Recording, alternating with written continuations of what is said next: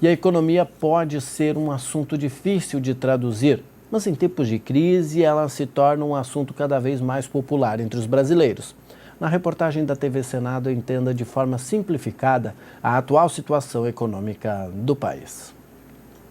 O déficit público já parece uma coisa muito distante, e não é, porque muitas vezes a taxa de juros está muito ligada à questão do déficit.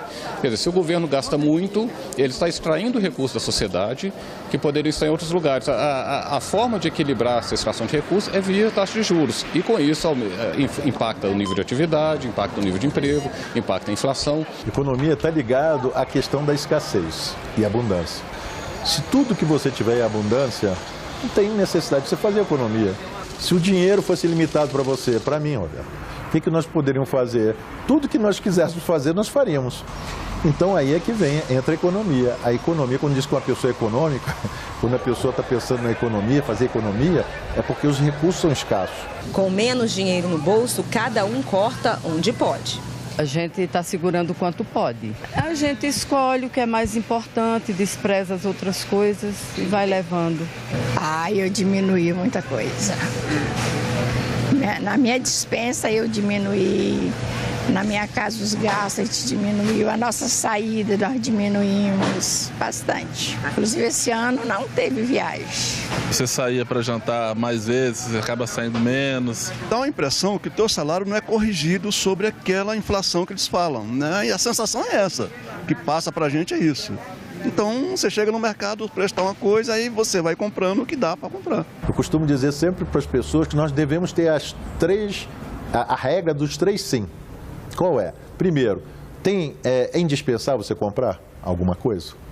Aí a pessoa fala assim, é sim. Então é o primeiro sim. Segundo, você tem dinheiro, está no seu orçamento? Aí é o segundo sim. Tem. Aí o terceiro, tem que ser agora? É essa a oportunidade ou dá para esperar? Com o governo não é diferente.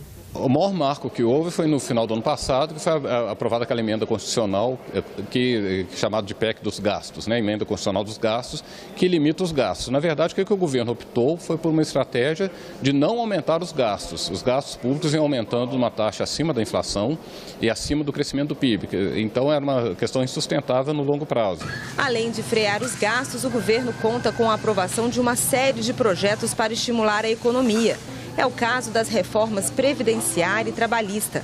Até as mudanças no ensino médio, por mais estranho que pareça, têm impacto direto na recuperação do país.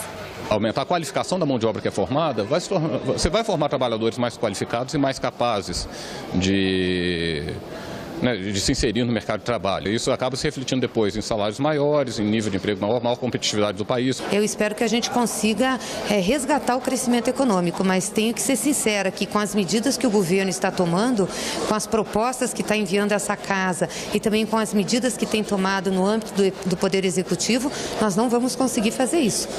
Infelizmente, porque o que nós precisaríamos agora era exatamente dinamizar, colocar dinheiro na economia, e o governo está retirando dinheiro da economia, seja com a reforma da Previdência, que vai fazer uma intervenção forte, aí principalmente nos assalariados, que ganham salário mínimo com a Previdência, seja com a PEC 55 e com outras medidas restritivas. Eu acho que o caminho está certo, o rumo está certo, esse é o objetivo do governo, do Congresso, fazer todo o possível para que o governo possa deslanchar e possa crescer a economia e gerar empregos. Mas, para este economista, as reformas não garantem o equilíbrio das contas. O governo tem procurado fazer o quê? Tirar dinheiro da conta inativa do FGTS para consumir. Quem é que garante que as pessoas vão consumir e vão pagar dívida? Estou pessimista porque eu não vejo indicadores.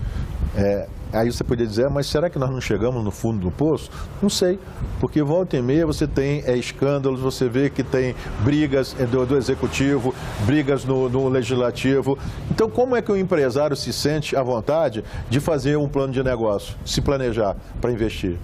Não é só dizer que tem um ajuste fiscal, que a inflação está baixa, que a taxa de juros vai baixar. Isso é suficiente para você investir. A instabilidade política, impeachment, cai ou não cai uma presidente da República, e o processo foi muito longo e nesse ponto pernicioso para a economia do Brasil, mostrou claramente que essa instabilidade política levou a uma insegurança por parte dos empresários e comerciantes. Invisto ou não invisto? Qual vai ser a política econômica do governo? O governo atual ou o governo que vai vir? E com isso todo mundo pisou no freio. Instabilidade política afasta investidores, todo mundo sabe disso. Um país instável politicamente, apesar da aparente calmaria, mas não é assim que está. O pessoal de fora fica olhando com desconfiança, né, e aguardando melhores ventos. Enquanto as reformas não decolam, ficam as dicas desse professor de educação financeira.